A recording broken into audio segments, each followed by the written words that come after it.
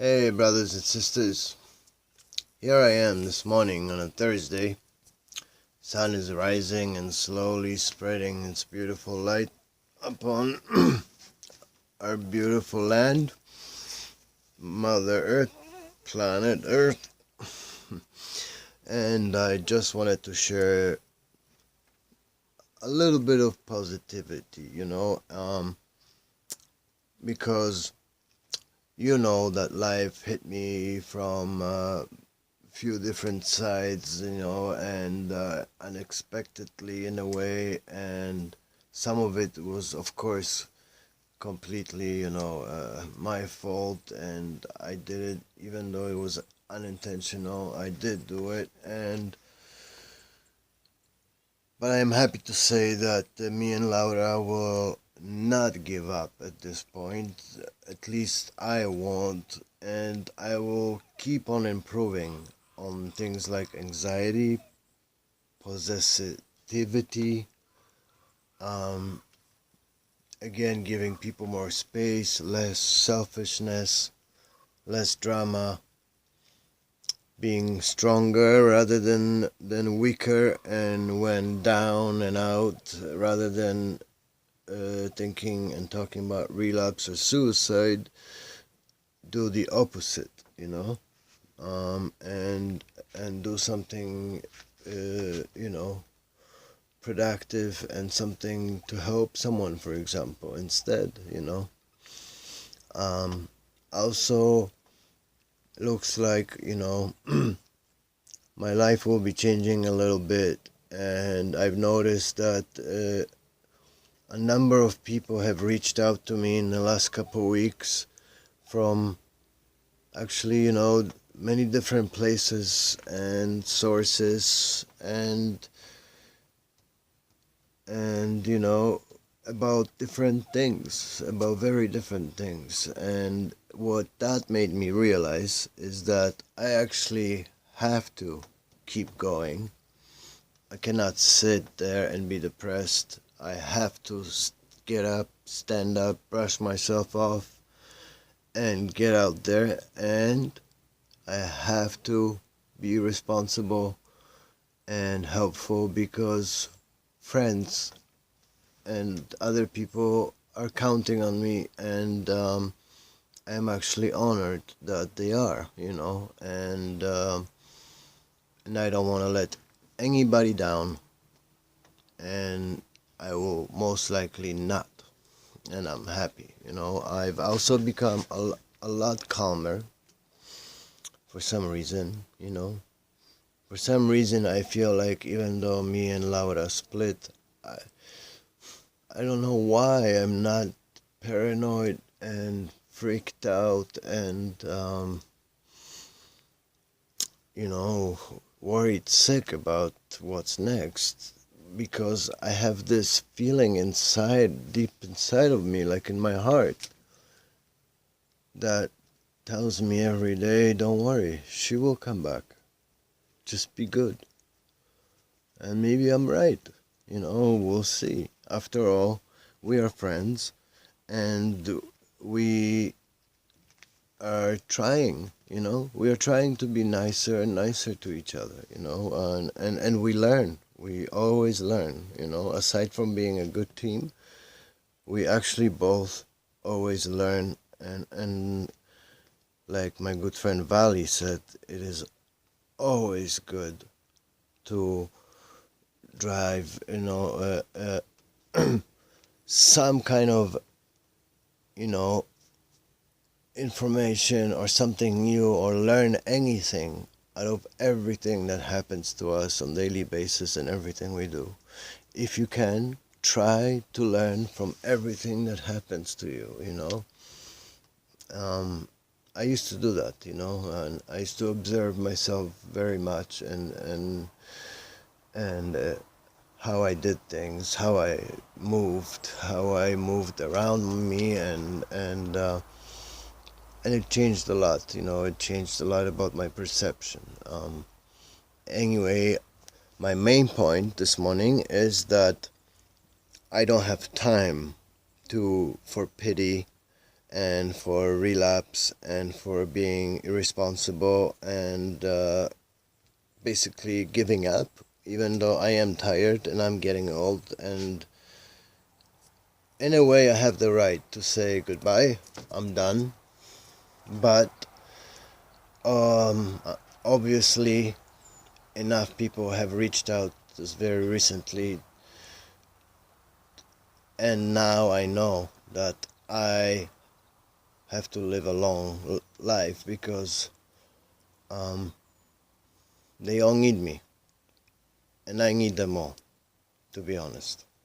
And one of them, actually, mine and my father's mutual friend, and also a painter, an artist, has recently written to me, and just I'll just tell you just a very short part of what he wrote to me. But he said to me that watching my videos and what I say saved his.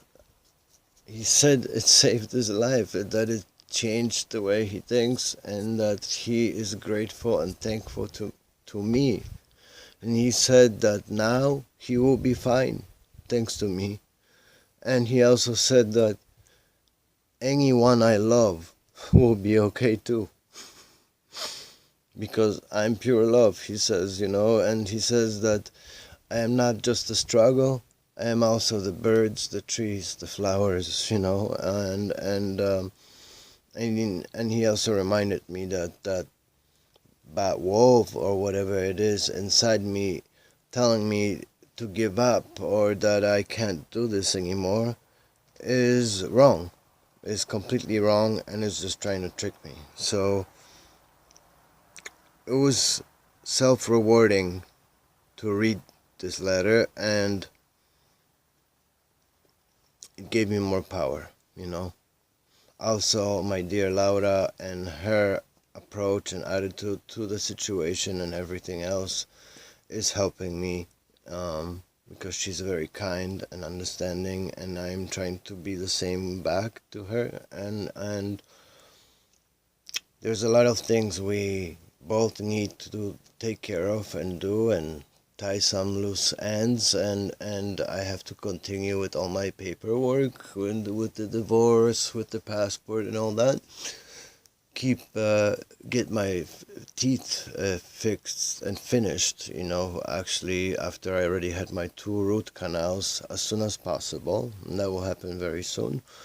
And also, get ready for winter, like stocking up wood and cutting up wood, and also stay on top of my recycling. But basically, slowly start getting ready for winter and those months of the year and those challenges of the year. And I tell you, I believe that together winters are way better than alone. Anywhere actually. I think also that I believe that winters bring people, especially couples, closer together. It's very, very basic, natural instinct for humans to come closer together, even sit closer together when it's cold, and to cuddle and do stuff like that, by the wood stove fire or whatnot, or under covers warming each other up. That's why there's a lot of kids born in the summer months, like I was, August 24th. That means I was made in the winter, around November. It was probably a cold night, who knows? Either way, as you see, I have smile on my face. I have positive news, even though I'm going through a lot of turmoil and a lot of things are happening. I believe that there is no time to sit down and ponder, but I have a lot of things to do, and it's actually time to get up, stand up, and reclaim my life, Like a sentence I heard yesterday, I love very much, and I already remember it. And it goes, and I'll finish with that. And it goes something like,